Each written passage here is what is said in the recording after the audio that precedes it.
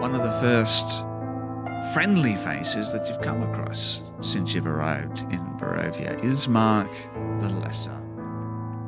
And it's his story and the story of his sister, Irina, that has sort of been the guiding influence in your decision making so far since this story began. But before I do any lengthy recaps, there are a couple of things that we need to talk about, obviously. And one of those things is one thing that we take pride in here at Crit and Miss Role Playing Games is serving you the most immersive actual play stories and actual play live streams. And we couldn't do that quite to the extent that we do it without the help of a couple of people. And one of those people is tabletopaudio.com. I have to always stop myself because I almost say tabletopambience.com. It's not what it is.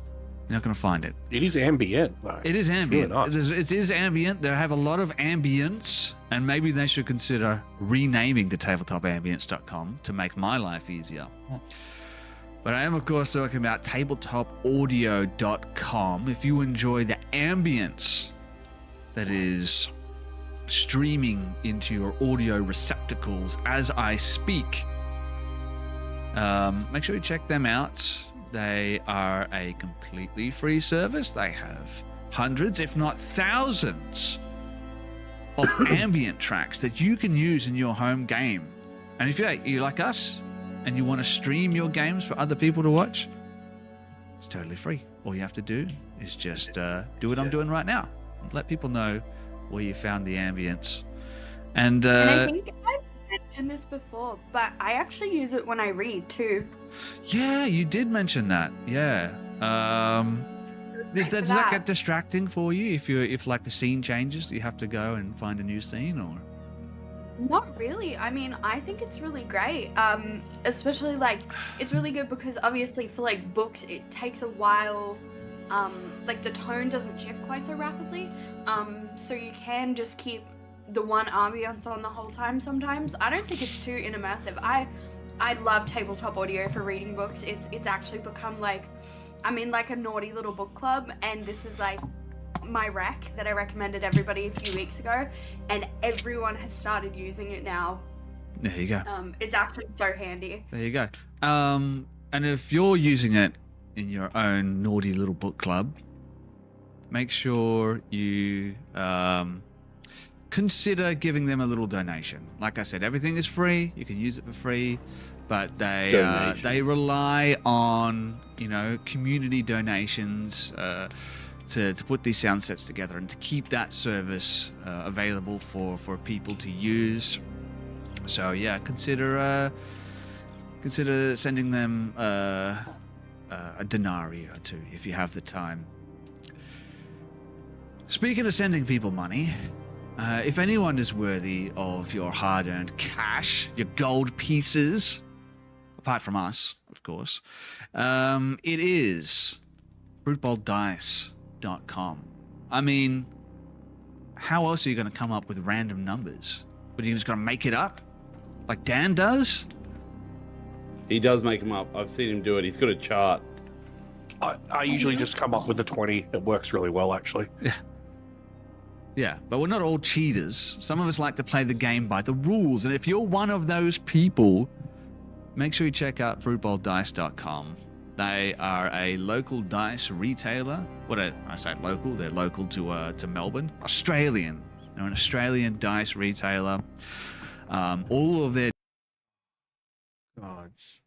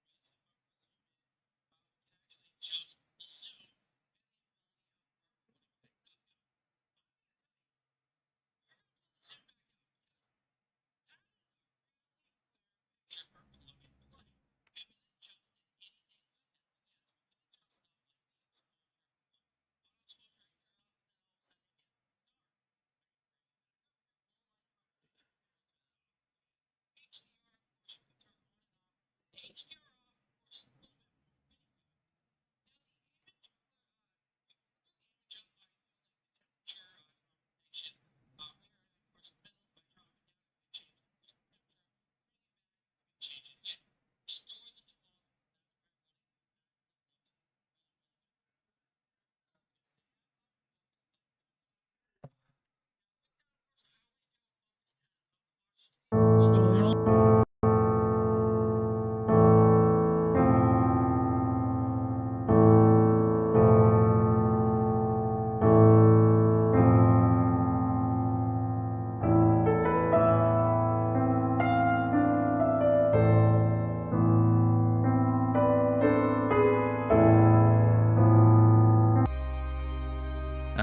Make sure you check them out. They are a completely free service. They have hundreds, if not thousands, of ambient tracks that you can use in your home game. And if you like us and you want to stream your games for other people to watch, it's totally free. All you have to do is just do what I'm doing right now. Let people know where you found the ambience. And I think I've mentioned this before, but I actually use it when I read too. yeah, you did mention that. Yeah. Does that get distracting for you if like the scene changes, you have to go and find a new scene, or? Not really. I mean, I think it's really great. Especially like it's really good because obviously for like books it takes a while. Like the tone doesn't shift quite so rapidly. So you can just keep the one ambience on the whole time sometimes. I don't think it's too immersive. I love tabletop audio for reading books. It's actually become like I'm in like a naughty little book club, and this is like my rec that I recommended everybody a few weeks ago, and everyone has started using it now. There you go. It's actually so handy. There you go. And if you're using it in your own naughty little book club, make sure you consider giving them a little donation. Like I said, everything is free. You can use it for free, but they rely on community donations to put these sound sets together and to keep that service available for people to use. So yeah, consider sending them a denarii or two if you have the time. Speaking of sending people money, if anyone is worthy of your hard-earned cash, your gold pieces, apart from us, of course, it is fruitballdice.com. I mean, how else are you going to come up with random numbers? But you just going to make it up? Like Dan does? He does make them up. I've seen him do it. He's got a chart. I usually just come up with a 20. It works really well, actually. Yeah, but we're not all cheaters. Some of us like to play the game by the rules, and if you're one of those people, make sure you check out fruitballdice.com. They are a local dice retailer. I say local, they're local to Melbourne. Australian. They're an Australian dice retailer. All of their dice are made locally, and they've got some pretty cool stuff. I, of course, famously have one of their dice sets right here that I'm going to use to kill at least one of the characters tonight.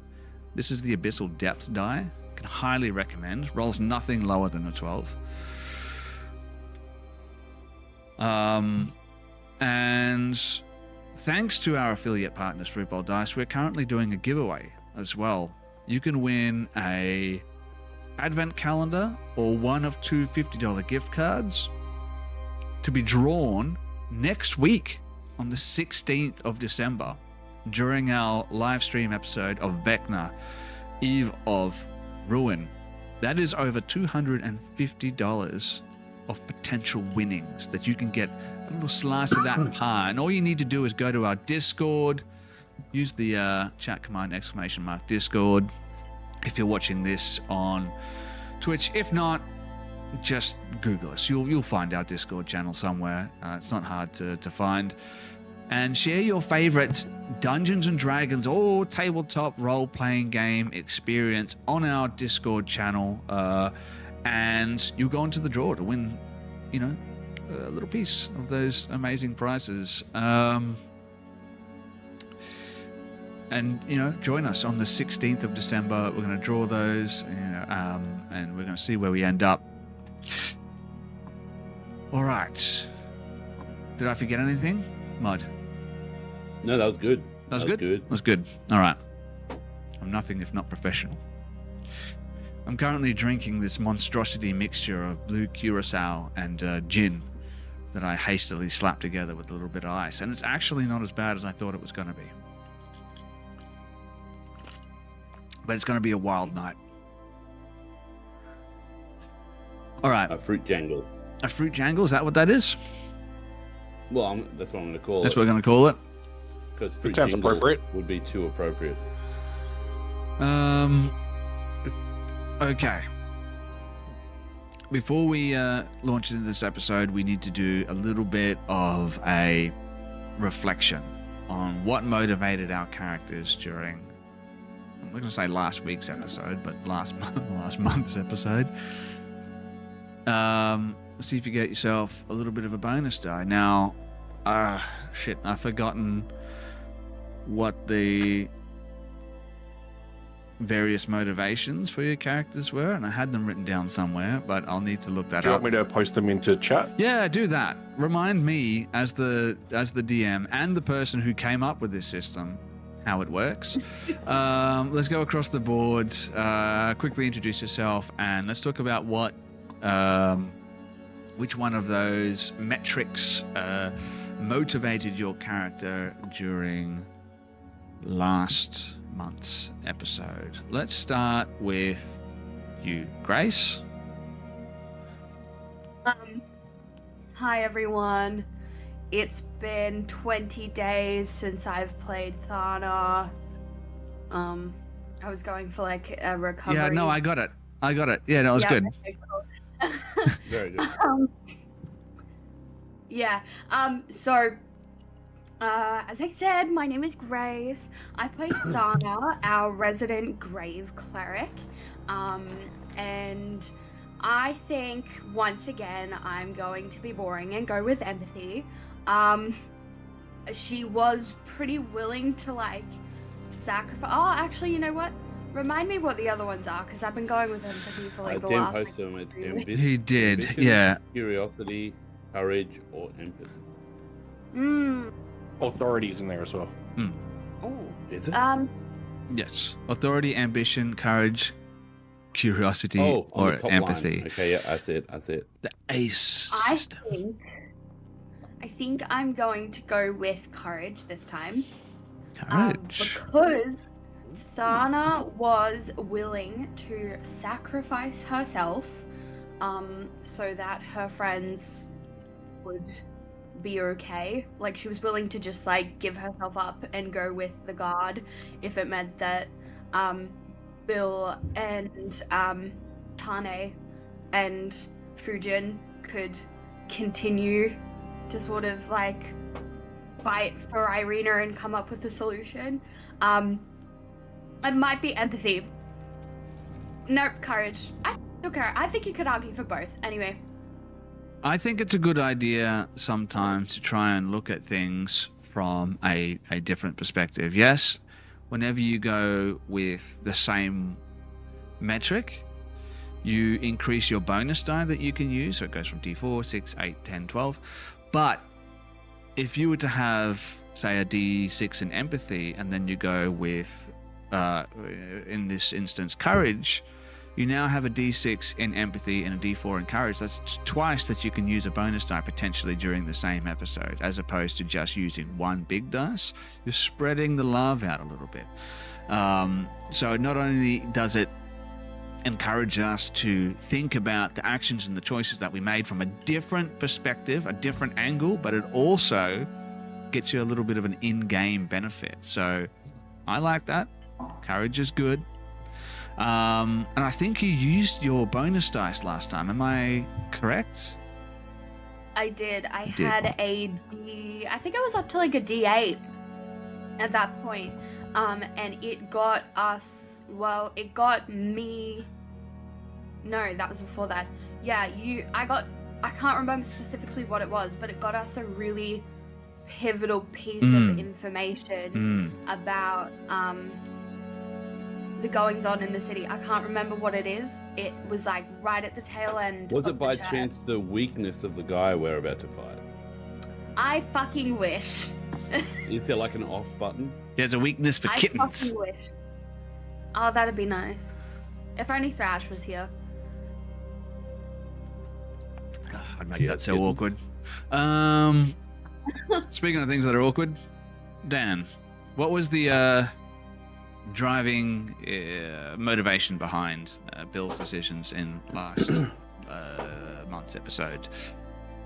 Not that he did that much. but- I'm gonna say I kind of chose what this week's one was going to be already with that. And I'm like, hang on a minute. That's I'll not how do this that for works. this. Yes. So I've doubled down, and I've, for everyone at home, I've got a D6 from empathy, and I've upped my curiosity from having a D4 to a D6.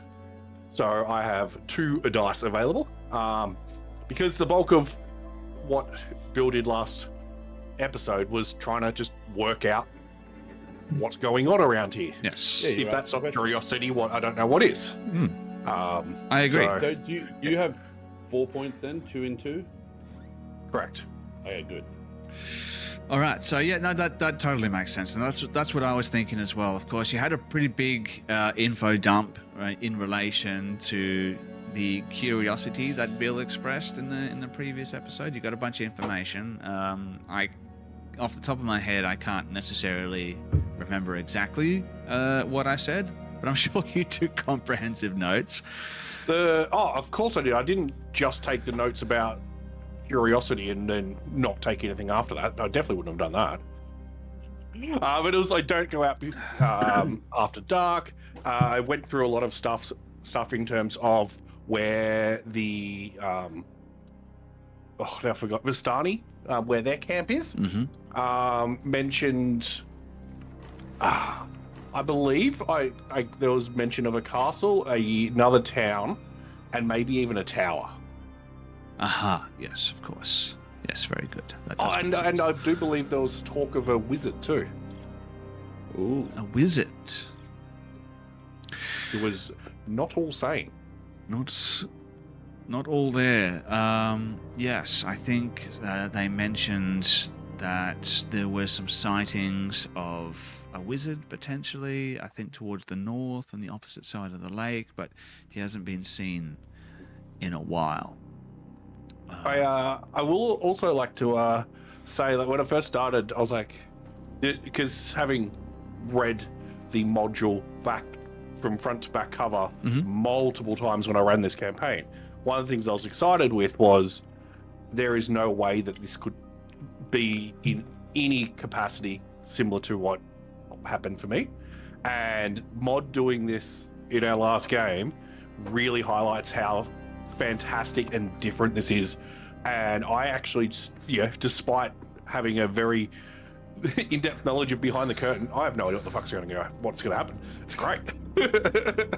I don't know what you're going to do with it, and I love it. It's going to be so good. That's the fun thing about tabletop RPGs. You never really know what's going to happen because there's so many things that just can't be predicted. You have so much creative freedom over how the story unfolds that there's no new game plus here. You know what I mean? Every time you start this story, you're going to get a different version of it. Now, obviously, if it's the same DM, you might get some similar things, but everyone has their own interpretation of how these things sort of piece together. Of course, my interpretation of it is probably wildly different from the next person. But I think that's part of the charm. Speaking of charming things, Mud, what was Tane Nui's motivation last month's episode? This is an easy one. I've done ambition the last 3 because he wanted to finish his mission, get everyone to Vallaki, make sure we get the arena off to the church. Like, basically, he was just driven on a mission. That's what he was doing.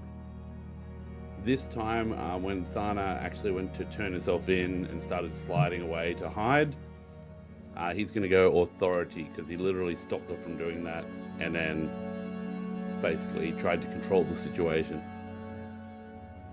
And I want to say he did a bang-up job. I think so. I agree.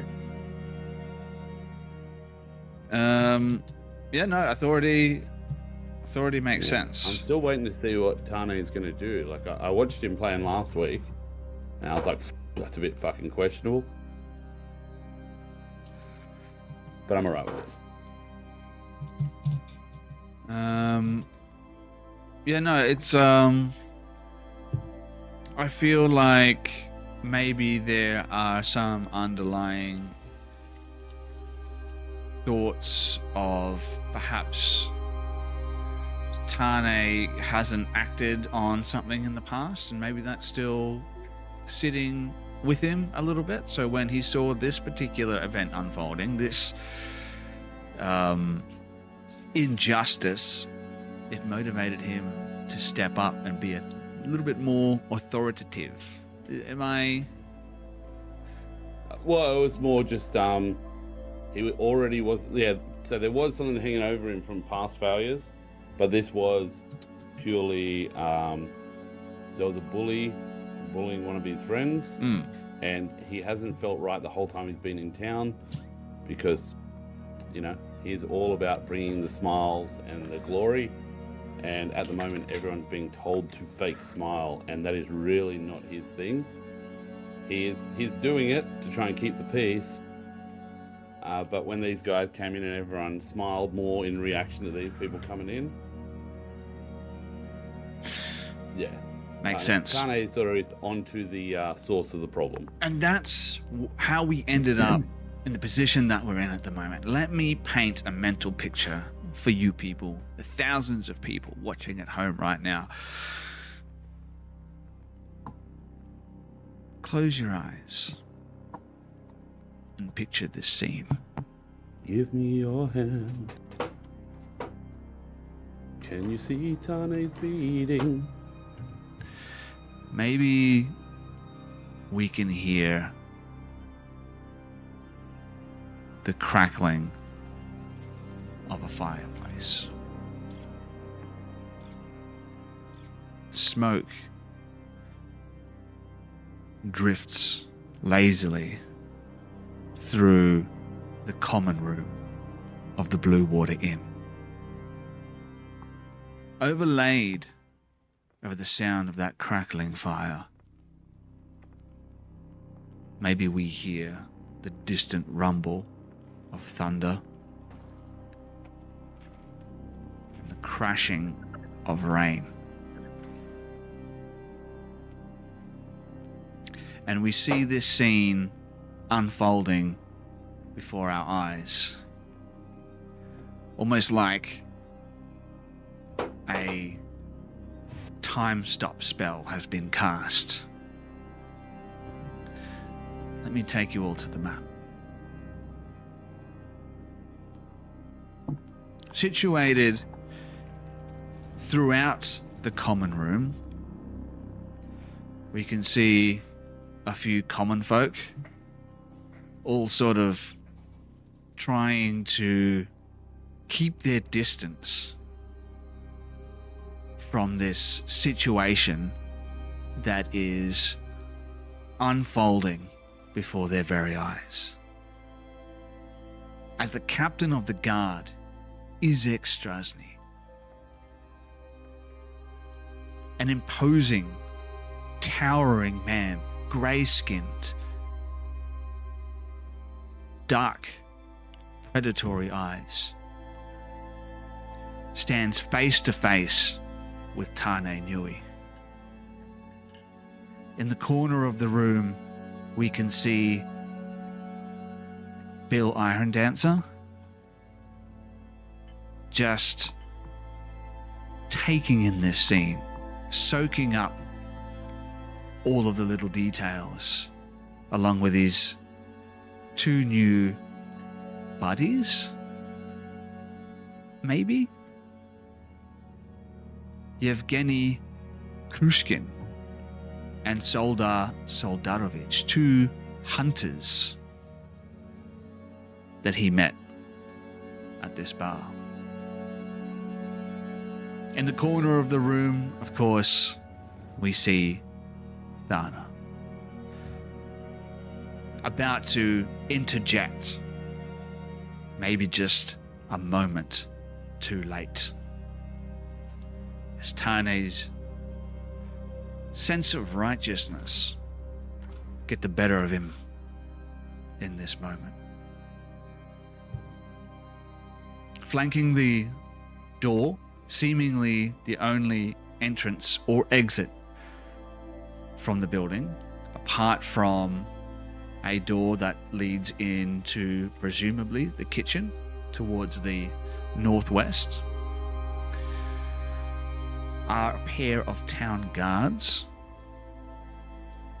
and standing 5 feet in front of them, if you want to talk D&D terms, is a more well-equipped, seemingly more authoritative guard who's scanning the room as this confrontation unfolds, hand resting on his weapon, ready to react. I just want to say that description was not given last week. I mean, It was implied. he did. And as we pan across this room, I imagine it's almost like a Zack Snyder movie,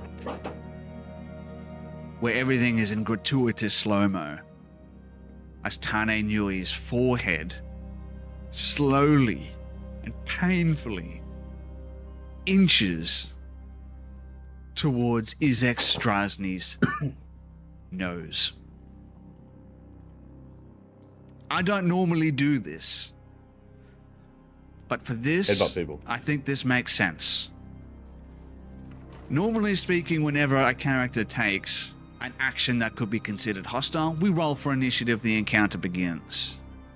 But I've already spoken to you behind the scenes, Mod, and let you know how I think this unfolds, because I don't want to take away from what makes sense within the narrative. This confrontation was happening, and you have decided that you're going to take the initiative here. Bam! Headbutt this guy who is threatening your friend. So here's how I'm going to let this happen. Yeah, so it was a deceptive move. It was hand on axe. Put the hand out. Tane Nue, pleased to meet you. And when he doesn't grab for it, I grabbed his armor and turned it into a headbutt. And turned it into a headbutt. And look, one of the reasons why I'm happy to let this unfold is because this has happened to me in the past. I've been having a conversation with someone, and this exact same thing has happened to me. So I think it makes sense. But there are going to be some mechanics involved. So what I want to do to start off with is I want to get a deception check from Tane Nui, and this is going to decide whether or not you give away through your body language any hint of what is about to happen. 15. An 11. And Wait, no, 11. 11. And I will use my heroic inspiration on that. All right, I'll allow it. I think it's worth it. Nat 20. Natural 20. Boom. Amazing. So I'm going to allow you to make this attack roll with no penalty. If you failed that, I was going to say you can still do it, but it'll be with disadvantage. So with a successful deception check, you can headbutt Izek Strasny right in the face, and he's not going to see it coming. Yeah. The nat 20 is there, and he's like, what's that? And when he looks down, that's when he comes up with the headbutt. And can I just point out that the lovely Sweet Pea redeemed a deck of planar ruin because the Taroka deck doesn't seem to be available. Oh, okay. Give me one moment. I'll quickly. Sorry. Thank you for reminding me. I do need to do that before. I mean, we start unless the card helps us, then let's not fix it. I'll still roll the attack, and if it changes, that's all good. I forgot to switch that over. Okay, there we go. Now I will quickly do this. That's an 18 to hit, which is good. I will find where it is in my actions, and I will quickly Taroka deck draw. All right, I think you're going to enjoy this one. Thank you for that redemption, by the way, Sweet Pea. Nice to see you in the chat. The new card is the Beast. You can make a bite attack as a bonus action for 1d6 plus strength damage, and that one's gone to 10. So, Bill, you can bite someone. Maybe that would have been amazing. Bill. Maybe the All time of my dreams spent have come true. with these two Oh my wolf God. hunters, and maybe you're a couple of purple grape mashes deep into your drinks. All the rules go out the window, and you can bite someone for 1d6 plus strength damage. I imagine you're probably a very, very strong character. Yeah, Absolutely 100%. My dash 1 to strength. So Really, you could end up doing 0 points of damage. yeah. Some people might say I'm 20% weaker than a average human being. Like, this literally would have been the perfect one if it went on to me, because I literally just headbutted him. Yeah, you could have bitten him Yep. instead. That would have been amazing. But unfortunately, that's not how That's things right, yeah. unfolded this time. If you had a -2 to your strength, I would say that you could potentially heal someone by accident by biting them. But that's not the It case. is a -1. It's an 8 in strength. So 8 in strength. Okay, so the worst that can happen is you bite them and you do nothing. Ironically, also something that's happened to me. I have been bitten. But what did we roll on that unarmed strike? You rolled an 18 to 18. That, my friend, is a hit. Now, we spoke Excellent. about this before we went live as well. I said we're going to count this as an unarmed strike for all intents and purposes. So you can do your strength damage in damage to this character, and you're going to take 1 point of damage as well. Just on account of, and I would say you take 1 point of non-lethal damage. It's not going to kill you anyway, so it doesn't really matter. But you're going to take 1. He's going to take 3 points of damage. All right, and that's how we're going to kick off this particular encounter. Well, I would. Oh God. Yeah. I guess we roll initiative. Yeah. Can I just know on the map Yes. which ones are the town folk? So which ones are the bad guys and which are the town folk? All right. Good. So let me make that. Look, I'm pretty sure that's the tavern owner. That's the chick. So it's just 3 of them plus Isaac. Yes. So the 3 by the door. You can see 2 identical-looking people plus 1 guy in a helmet, and then Isaac Straznir standing right in front of you in the northern section of the tap room here. So that's what you currently are up against, and it is going to be wild. Brutal. That works too. All right. Excellent. So I'm going to roll initiative for my characters here. Let's go. Boop. You, and you. Let's add those people to the initiative order. We're going to add that one to the initiative order. And that will do for now. Add to combat tracker. Could I? I would very much. Oh God, I don't want to mess up the narrative here. But right, I'd no, very much like talk to me. throw my divine smite onto my headbutt. You would like to add a divine smite. You want to do a divine headbutt. Yes, please. I want Yes. to see how radiant damage affects this Like guy. basically, Please.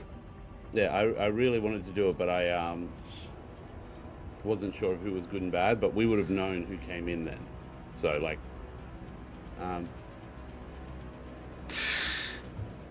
We're here to have fun. well, you can do it under the rules. I was just asking you if I can backtrack a few seconds and add it on. No, sure, go for it. Okay. Sure, Let's dude. Do it. Thank you. Do a divine headbutt. Oh my god, that's it. So 3 damage, Yeah. but it does the boom, which is good. And then I will also throw on my features and traits, channel divinity, and then I can distribute temporary hit points with my inspiring smite. Sure, man. You're going to give that to That's Izek? better. Pardon? To That's Izek? 7 plus 4, which is 11. Yeah, obviously I'll put it on Izek. Okay, great. Okay. So 11, and I'm going to divide that. We've all got temporary hit points. Oh, Thana doesn't. Yeah, I'm Do pretty you? much healed. Do you have temporary hit points though? Are you? I can't see Not your at the thing. moment, no. Okay. So I will put them on. So it's 11. So I'll put 4 on the bar owner, 3 on this person. 4 on the bar owner. Okay, I will. 1, 2, 3, 4, 5, 6. Yeah, so all the civilians that I can reach. I can't reach the hunters, unfortunately. They're 5 foot out. Okay, so he's going to bump up his hit points by a little bit. So 4 went to the bar owner. Where did the rest go? Sorry, some to Thana, some to who else? So 5 to Thana, and then 2 to the 3 townspeople here. All right, so 2 to each of them. Yeah. All right, okay, I dig it. And when I headbutt him, I just go, "It's time to put away those fake smiles and make some fucking real ones." And your head makes contact with the bridge of Izek Strasny's nose. You can see it's been broken multiple times in the past, but you feel a satisfying crunch as the cartilage is broken into pieces and blood sprays from his nose. His head cracks back, and as he sort of gets his wits back, you see that there's almost no emotional reaction whatsoever in his eyes. It's like staring into the black pearls of a shark that's about to eat you alive. You've done some damage to this guy, but he shows no emotional reaction to that whatsoever. As nose pours down his face and onto his clothes and down onto the ground. We get this combat officially started.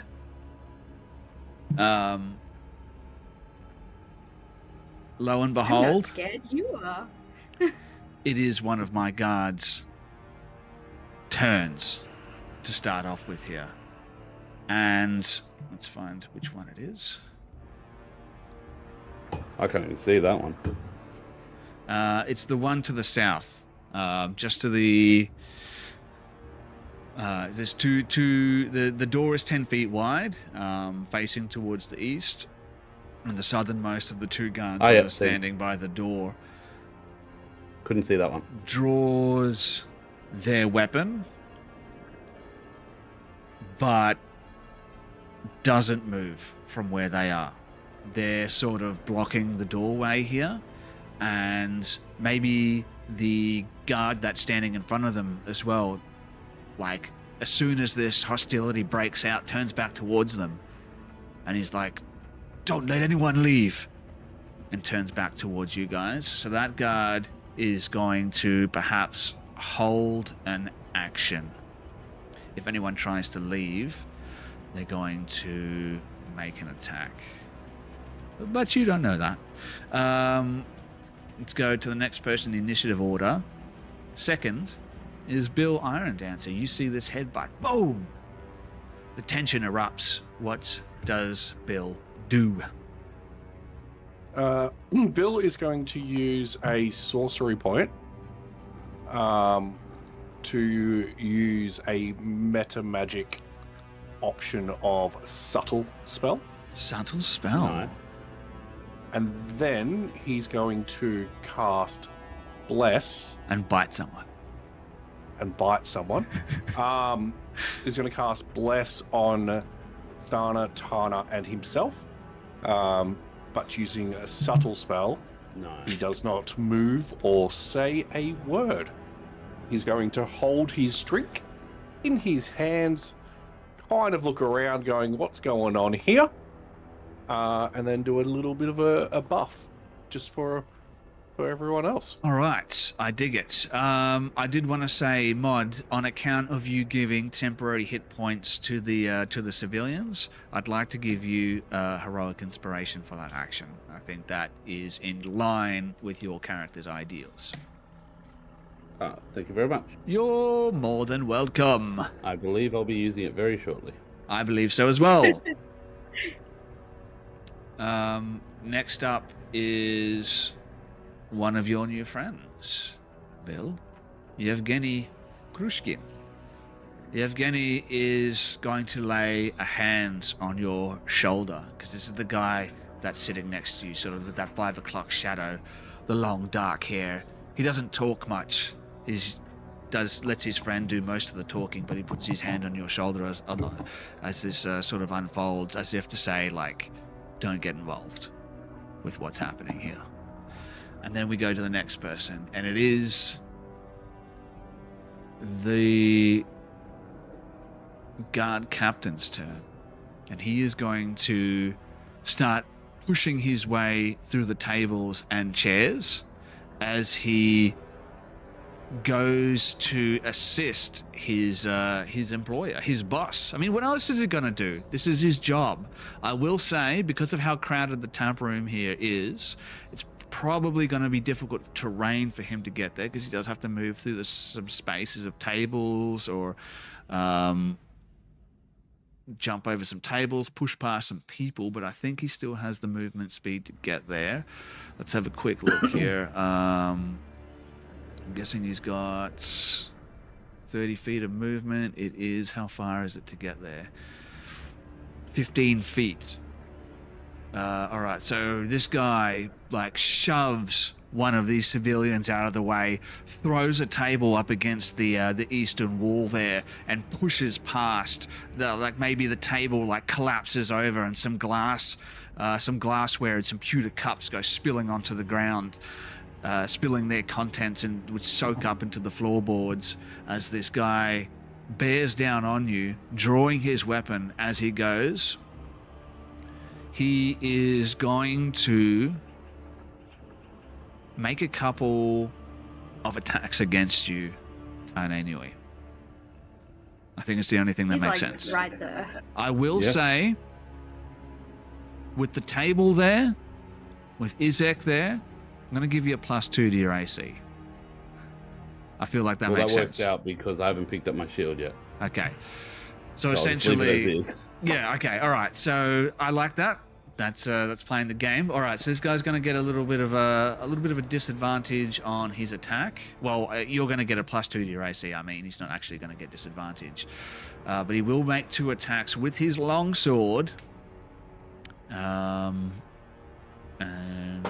let's see if that hits. Should I roll my fruit bowl dice, or should I wait for those for the important rolls? I'm going to roll some digital dice for now. Let's start off with some digi dice. That's a 19 to hit for the first one. 19 hits. 19 hits. Is that with the +2 to your AC? Yep. All right. So the second, let's roll that second one as well because you're going to attack twice. Swinging with an overhand strike, 17. Does that hit? 17 does not hit.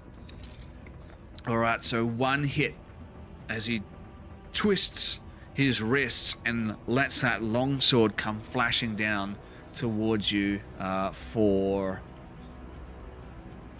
Let's have a look here. 15 points of slashing damage. He strikes you once, goes to strike you a second time by flicking his wrist around the other way, but as he does so, like, his leg collides with the leg of the table and it puts him out of balance, and the second attack narrowly misses your face and crashes into like the table, maybe the meal that you guys were having, and a wolf steak goes flying across the room. We go to Thana. Thana, you see this unfolding in front of you. What do you do? Anna was like pretty like not on board with this combat up until the point that they started attacking a civilian. Well, I mean, I'm sure it really seemed like he attacked that person, to Thana. So she just turns to Tane and she's like, oh, we are so doing this. And then she is going to cast, I dropped my accent, I'm very sorry. She's going to cast Rave Enfeeblement on the big, scary, demon-handed dude. Big, scary, demon-handed guy. You know what? Yes. That's what he looks like. See that guy on the right there? The giant clawed hand and the humongous axe? That is Izek Strasny. You're going to cast Ray of Enfeeblement on this guy. I like it. This is not a spell that I've seen used very often. How does it work? Thank you very much. So, I've sent it to the game log for all those interested. But this is actually something that beholders use as well. So that's like a fun little, you know. But a beam of oh my god, the dyslexia. Innovating? Thank you. Energy shoots from you towards a creature within range. The target must take a Constitution saving throw. On a second save, the target has disadvantage on their next attack roll. On a failed save, the target has disadvantage on strength-based checks and also has to subtract 1d8 from every single damage roll it does. So like if it attacks, when it goes to attack us, it attacks with disadvantage, and then you also have to take a d8 from the damage. Nice. Oh, yes. What if they only do 1d8 damage? Then they do no damage. Interesting. Ray of Enfeeblement. I like it. Ray of Enfeeblement. Yeah, so like I said, beholders use this, which is kind of fun. And we all know how tanky beholders are. But we'll see. Spellcasting doesn't usually go well for Thana. So, Behold the new chapter. Alright. Sven, roll your con save. Well, you know what I like about this spell is regardless of whether or not he makes this con save, I mean, surely this guy has pretty good con, right? Something still happens, so he's going to get disadvantage regardless of whether or not he succeeds. I think this is a Fruit Bowl dice worthy roll.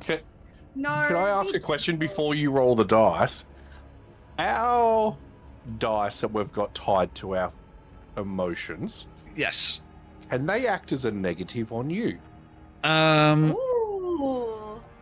I as much as I'd like to yes and you in this situation, I think these are things that are specific to your Personal? character. Yeah, they're personal. I don't see. Yeah, I'm gonna say they're for you, for your roles. I like it, but also, I don't like it at all. Because all good. You have to ask the question. I want to win. So to answer your question, no. All right, so a Constitution saving throw using my D20 from Fruit Bowl dice, the Abyssal Depth dice. This could be a game changer here. All right, let's find out. Come on, Nat 1. Come on, Nat 1. Never rolls below a 12. All right, let's go. That is a 16 on the dice. Shut the fuck up. So Really? for a total of... Why do we have such a good dice sponsor? Couldn't you get an average company or something Couldn't like we get that? a shit one? Why does it have to be such an amazing company that we have on board? If you want to be good at Dungeons and Dragons, ladies and gentlemen, Fruit Bowl dice. A 19. Does that beat your spell safety, see? It does, unfortunately. Actually, I was gonna ask, Sven, can I add my D4? Not that it would help, actually, would it? For 13, 14, 15, 16, 17. No, that wouldn't help. You got a 19. That's fine. You know what? I was actually I was thinking about it then as well, because I thought, hey, maybe that is a fun way to increase your spell save DC for one spell. He still has disadvantage on all attacks to hit us as long as I am concentrating. For his next turn, I believe. Yeah, I think it's... Until the start of your next turn. Yeah. On the next So attack I roll. have to continue concentrating. Yes. So as long as you don't take any damage before your next turn, he will get disadvantage on his next attack roll. It's not great, but it could mean the difference between life and death. And in saying that, now that I've cast my spell, I'm going to use some movement, if that's okay. Mm-hmm.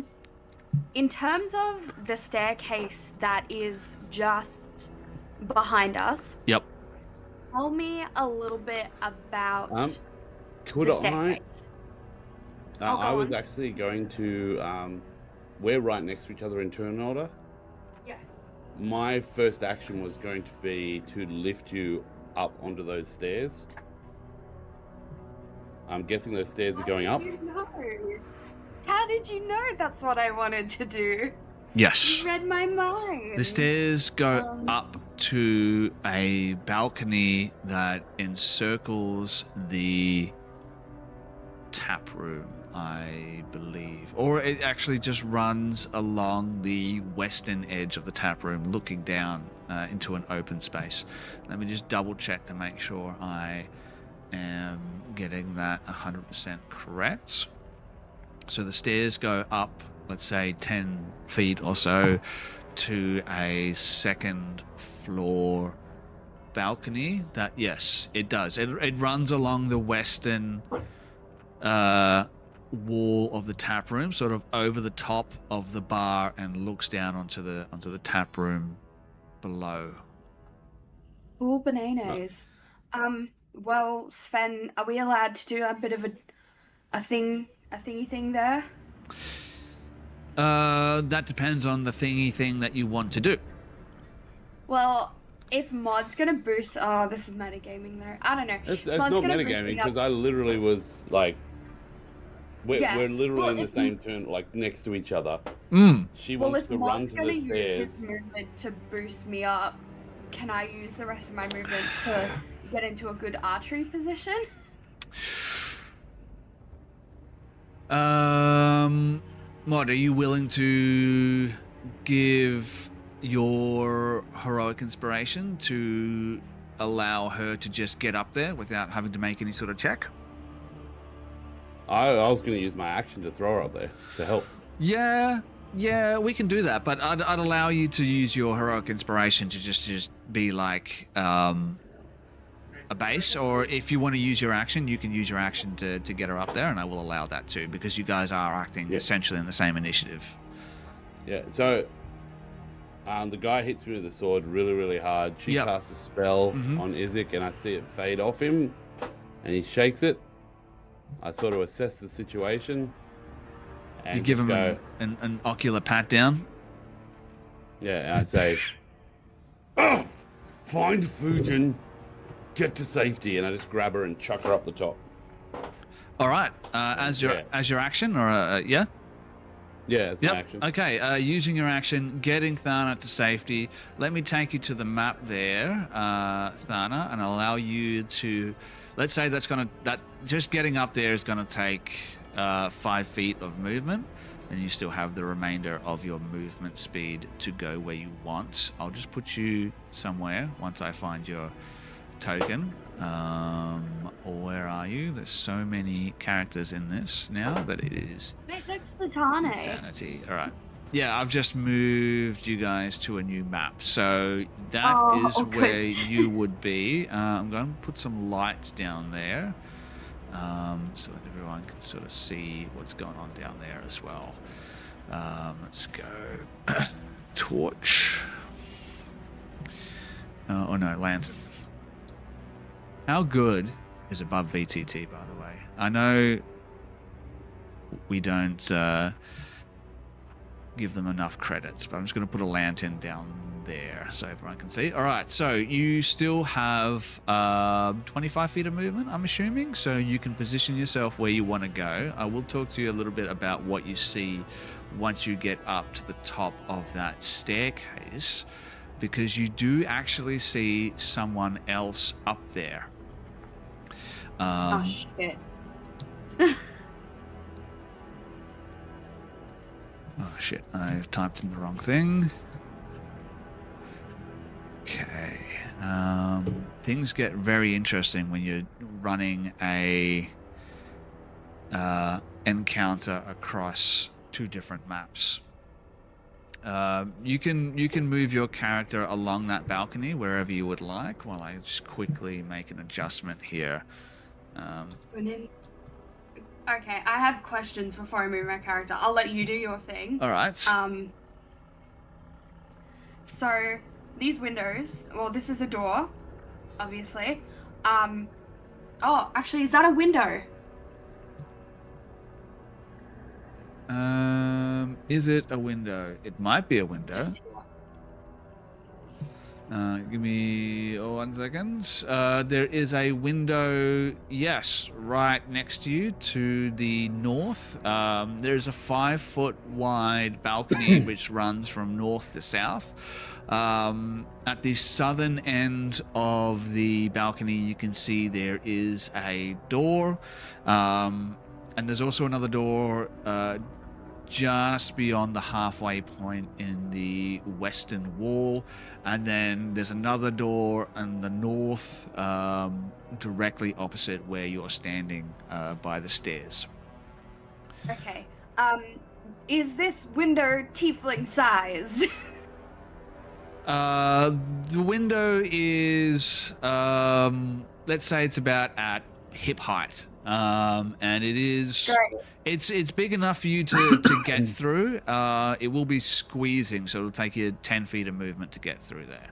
That's fine. Thana is going to defenestrate herself. Nice. So she throw herself out of a window. So Kaplonk, I'm happy to take full damage for that. And then I think, is that in sight of the front doors? No, that's around the side too. Okay. And then, how much movement? That would have only been 10 feet of movement to squeeze through the window. So you had 5 to get up onto the stairs, another 5 to get in front of the window. You'd have to open the window, which I'm going to say it is unlocked. So I'm going to open that for you. There you go.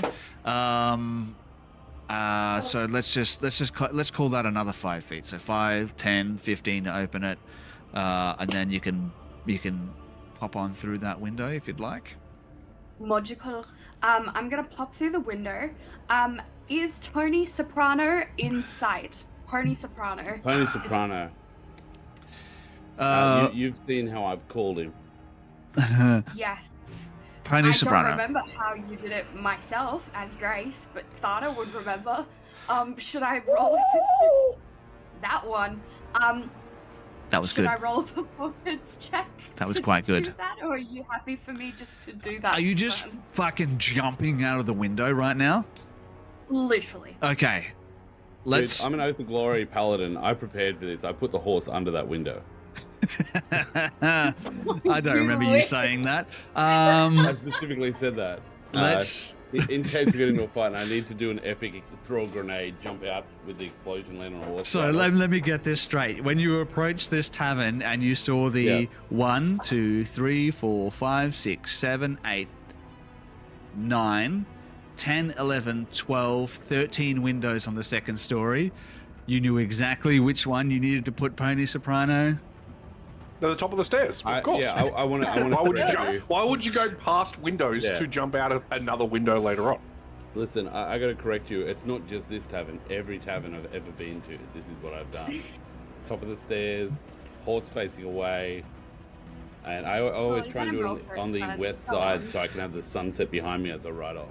Look, I like to yes and you guys, but in this instance, I'm going to say no but. The horse is at the front of the tavern. You keep saying this, you like to yes and, but you haven't yet. Maybe I don't. Maybe I don't. Maybe I like to crush your dreams. Maybe that's the thing that brings me joy. He likes to hear us out. He does like to hear us out occasionally. I do hear you out and then say no. You do. So, you do hear me out. But at least I listen. Let's start with a couple things. No, you're good. Let's go 1d6 point of falling damage. Done. 1d6. 1d6. So that is 2 full damage. Yep, full damage. 2 points of full damage. Now roll a concentration check. I can, in fact, do so. Oh, do I still need to Oh, yeah, I do. I was about to argue with you and say it didn't hit, but, let me say concentration. I'm so used to playing barbarians, I wouldn't even know where to fucking look for that. It's just a con save, hey? Just a con save. I'm just trying to make sure. Oh, well, that's a good thing that I got a 20, a dirty, bloody little 20. Well, if that's what you're going to use your 20 on, may as well do that. Okay, dirty 20. I love it. Okay, good. You succeed on that. You see, he still will have disadvantage. You make it out of the window and down to the ground below. So I'm going to go ahead. I'm going to take us back to the ground floor here. And then I'm going to use the rest of my turn to call there. Pony Soprano. If you're happy for me to do that as free action, or what would you? So let me think here. You've cast a spell. You've climbed up there. You've jumped out of a window. I'm going to say that might be your action, your turn.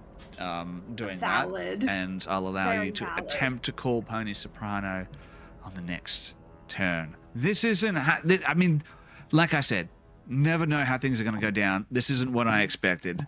That is fucking amazing. Okay, Tane, it is your turn. You have used your action already. You still got a bonus action. Get your bone axe. Talk to me. Alrighty. So Dan, you still awake? Pardon? Is Dan still awake? Pardon? Yep. Yeah. Yep, there he is. They're still going. Got to check every now and then. He's staring directly at the camera right now. With He's just in gravitas. character. All right. Talk to me about your bone. So, Yeah. Is that better? Yes. I'm going to, oh God. Go. What sort of a fucking pussy brings a sword to a fucking bar fight? And I will grab my shield, and I'm going to, now, with the attack actions and whatnot,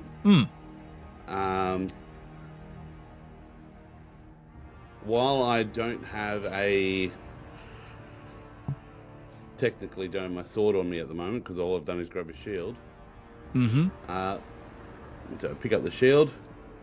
I'd very much like to use my, I've given it my action. Could I use my, I've got a bonus action where I can do a dash It's called Adrenaline Rush. You can take the dash action as a bonus action, gain temporary HP. Oh, is that part of your So- class? Race. Oh, something Well- new for the old orc. That's pretty great. A bonus action dash, and you get temp HP. Yeah. I made this character to last. Let's see if how that works out for ironically. you. Hey, I can only do what I can do. So with a little bit of before you're going to let me use my heroic inspiration as an action, what I'd like to do is I've got the shield master feat. I now have my movement, That's a bonus. bonus action dash, and my heroic inspiration. What I'd like to do All right. is, does this guy have disadvantage on attacks with using strength? I believe it's just his next attack. It's Next attack. Next- It was strength tests. So if you had grappled him or something like that. Basically, If you failed. yeah, but it's not just the next attack; it's till the end of her next turn. So he succeeded. Yeah. So essentially, he's going to get disadvantage on his next attack until the beginning of Thana's next turn. Yes. You dropped that because I did think it was strength checks for some reason. Yeah, it's a Okay. strength-based test if he fails the save. But since he succeeded on the save, it's just the next attack until the beginning okay. of her turn. Yeah. That's fine. So what I'd like to do is basically Pretty fucking cool. push the. I want to run through. You let. That's there. Perfect logic. I like to use mechanics like a lawyer. That guy moved a person and tables with his movement, then made his attack, which means they weren't his actions. Yep. I'd very much like to move this table and sort of throw it at them and then use it as a barrier to run down to the south. I will got you. allow it to still act as a +2 to your AC while you move. All right, cool. Does that make Yeah, sense? so I flip the table up at him, push past him, and then what is down here? Because is there a cellar or anything? You Or can what's this- see back that way 3 large, like oak-looking kegs. Okay, so there's a door right here. So I've used 5, 10. I'll reach over and push that open. All right, so this guy is going to make an attack of opportunity against you. Keep in mind you have that +2 to your AC, as we like to call it in the biz. So an 18, does that hit with that +2? And you've got No, your it shield? does not. Okay, all right. So missing on that one, that is unfortunate, but that's how it goes. And you are you leaving Strahd threatened area as well? Wait, who? Oh, which guy did they attack just then? This gentleman here, there you go. That guy there made his attack as you sort of left his threatened area. This okay. guy has not yet. All right, cool. I'm leaving his threatened range as well. Okay. He will attempt to grapple you. I'm going to, because he does not have his weapon drawn yet. So he's going to attempt to grapple, but he will get disadvantage on this grapple because in order to make a grapple, he needs to do an unarmed attack. Okay, unarmed attack. Let's roll for that. Natural 19 on the unarmed attack, but I do need to roll a disadvantage. So I'm going to roll that again. Natural 5. You're all right. Hooray! And Tane is gonna say,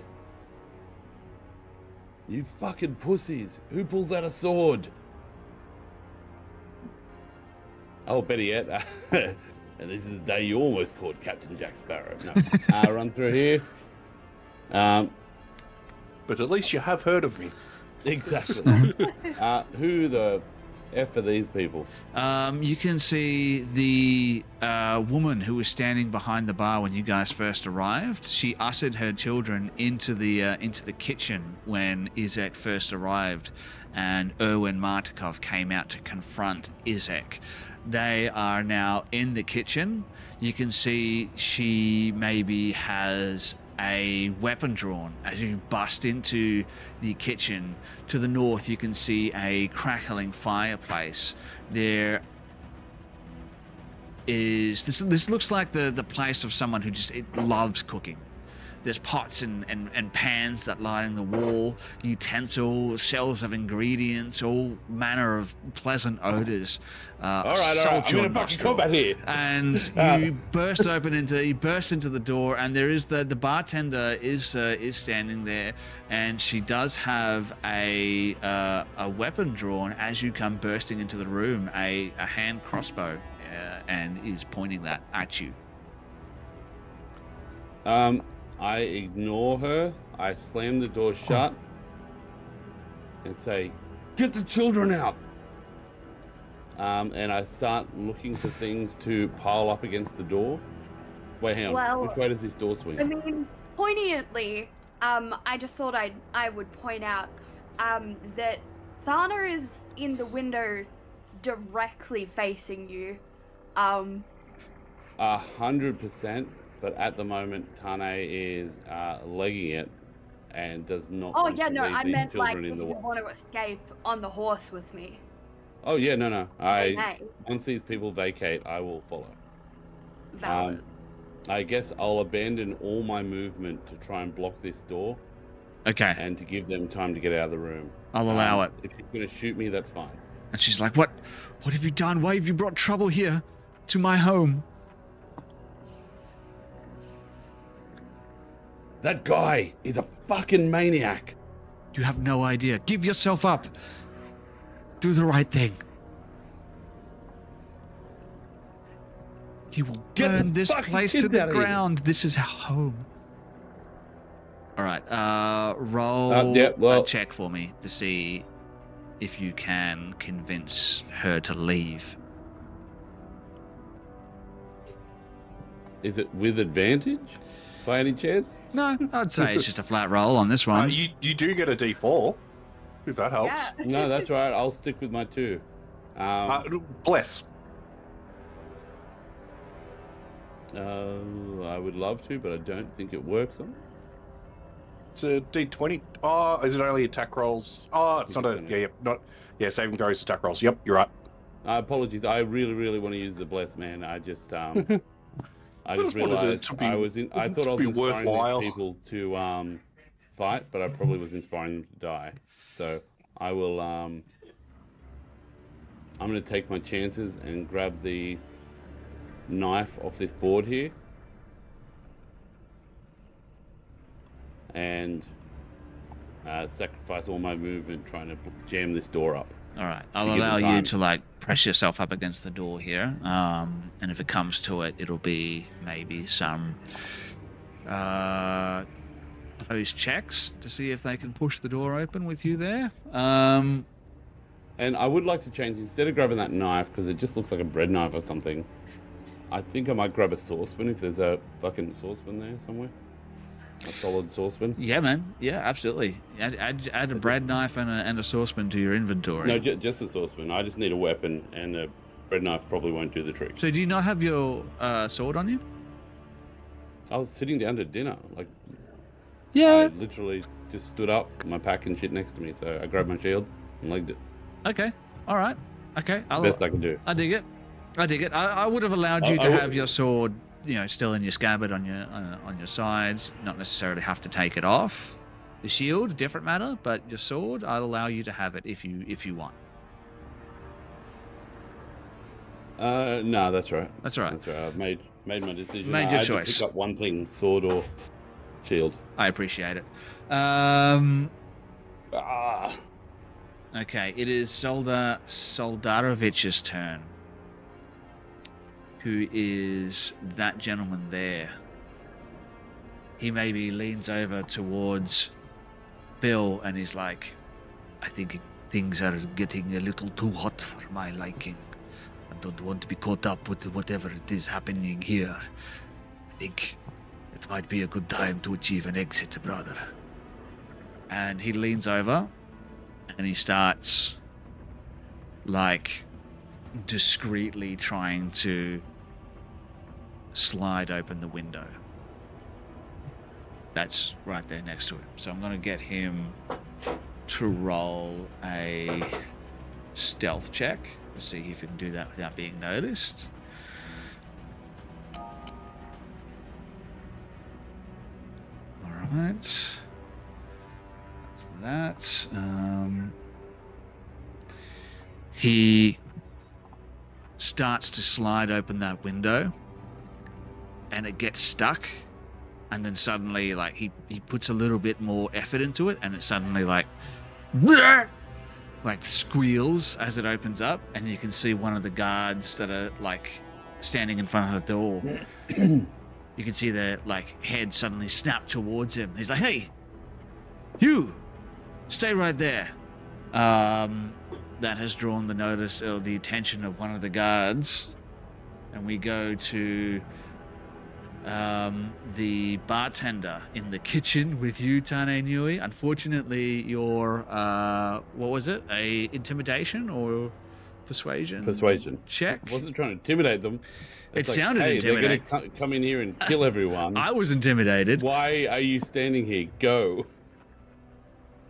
And she's like, this is our home. This is the only place we know. You.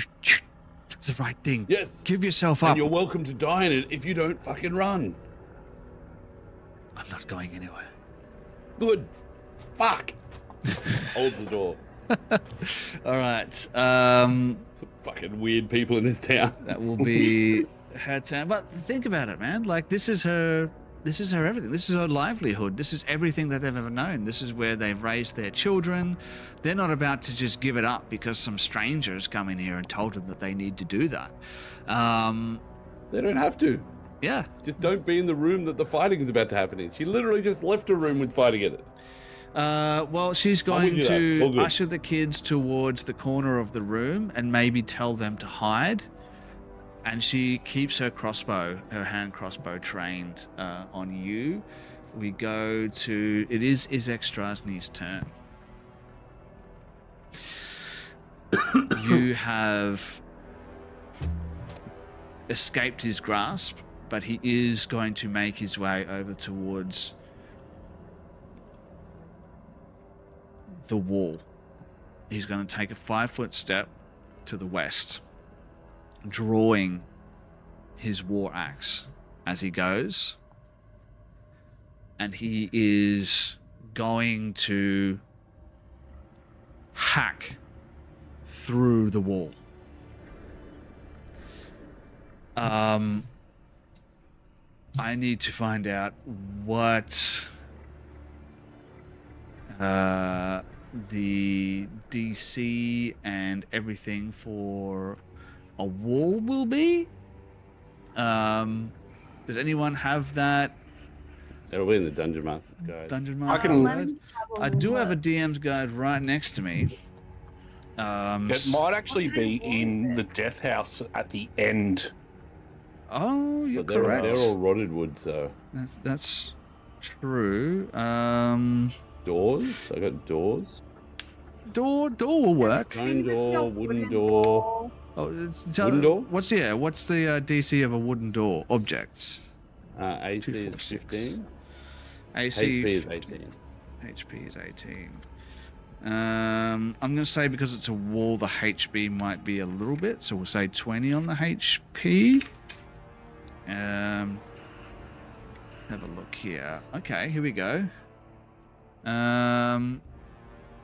Objects, hit points, cloth, paper, wood, bone. Yeah, AC 15. Look at that. I'm actually using my Dungeon Master's guide. I haven't used this in a while. AC 15. You might increase to the 6th best DM. Oh, look at that. I'm If you keep this up, crawling my way on up there. Objects hit points measure below medium, large. So 1d10. All right, we'll go with the 20 on the hit points. Okay, let's roll an attack here. See if you can hack through the wall like a Here's Johnny In one moment. go. Okay. First attack. Misses the wall. check. Second attack. There we go. Natural 18.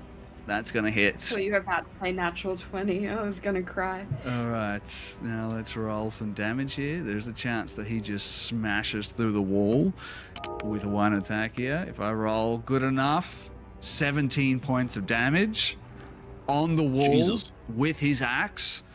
So that's not enough to break through the wall, but it is It's enough. enough for a Here's Johnny moment. It's enough for his Johnny moment. So, Tana, you're like bracing up against the door, and all of a sudden, this broad axe head comes smashing through the wall right next to you. Splinters shower you, and you see Izek Strasny's eye just peering through this gash that he's just made in the wall. But that is his 2 attacks, so he doesn't have an additional attack after that. That does mean that we go to the next person in the initiative order. It is Erwin Martikov. He sees this shit going down. How does he respond?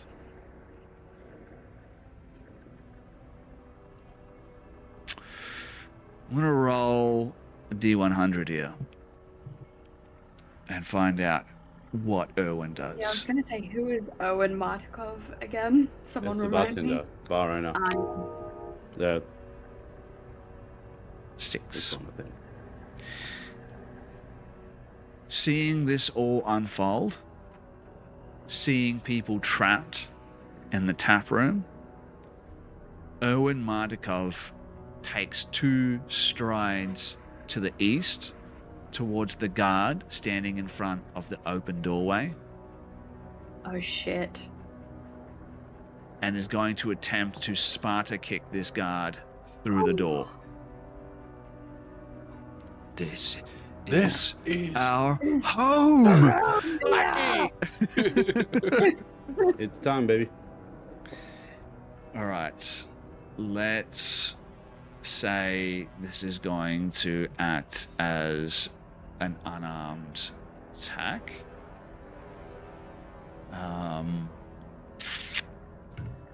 Let's roll that.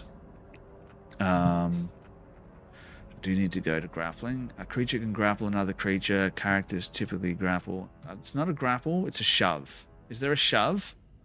A push? Yes, there is. How does that work? Yeah. It's just an unarmed attack?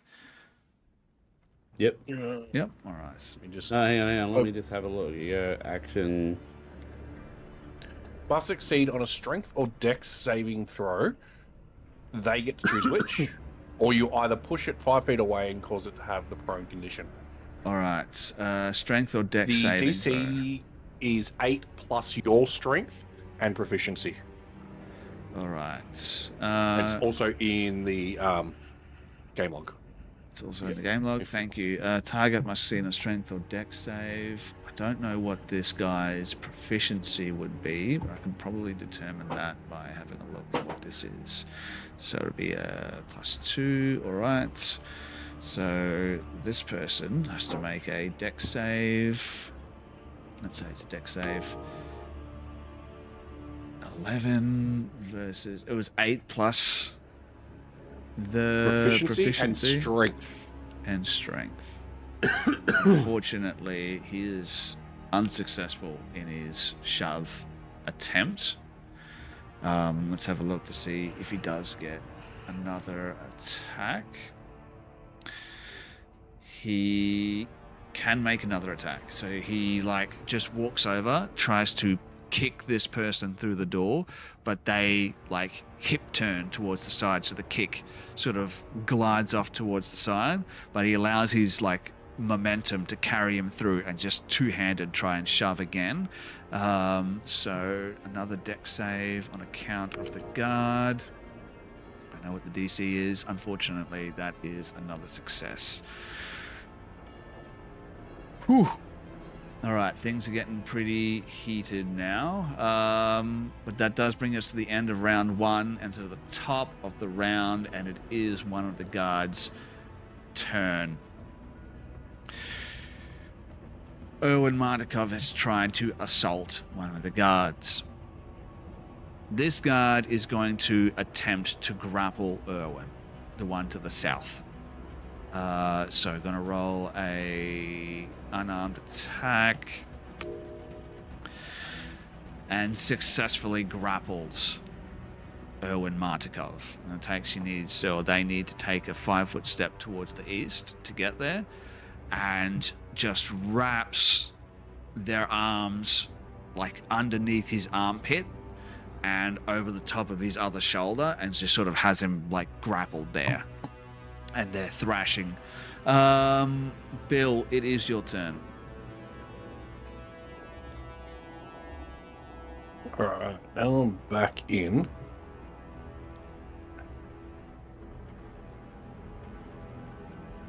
The good thing is I really didn't have much of a plan, and it's changed 5 times, which is great. So I'm going to It's getting out of hand. again use a meta magic point to cast Fireball. subtle spell again, Nice. and then what I'm going to do is cast Sacred Flame Okay. Against whom? on the guard that the bartender just tried to kick and shove. I like the use of Sacred Flame because it's not Firebolt. It doesn't like come out of your hands or anything. It just bursts into existence. Magically appears. Yeah, you've played this Perfect. game before. They need a saving throw? They do. It is a Dex 14 saving throw. Dex 14. All right. Can they do it again? They just made 2 Dex saves. Can they make another one? No, they cannot. Awesome. Okay, so let me get the damage. Oh, and that is 6 damage as Sorcerous Light just comes up from the ground and engulfs what I would hope to believe is an evil creature. You know what?